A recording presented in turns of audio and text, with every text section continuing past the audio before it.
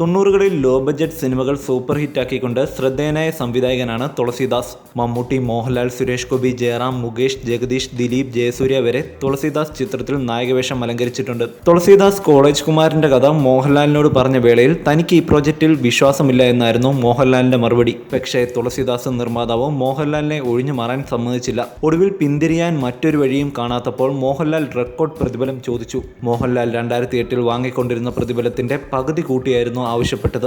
ലാലിനെ പോലും അമ്പരിപ്പിച്ചുകൊണ്ട് ലാൽ ആവശ്യപ്പെട്ട പ്രതിഫലം നൽകാൻ നിർമ്മാതാവ് തയ്യാറായി. മിസ്റ്റർ ബ്രഹ്മചാരിക്ക് ശേഷം തുളസീദാസ് മോഹൻലാൽ കൂട്ടുകെട്ടിൻ്റെതായി പുറത്തുവന്ന കോളേജ് കുമാരൻ ബോക്സ് ഓഫീസിൽ തകർന്ന് തരിപ്പണമായിരുന്നു. You're watching me on metromatney.com. metromatney.com. Subscribe for more videos. Subscribe for more videos. Subscribe here for more videos. Subscribe now. Thank you.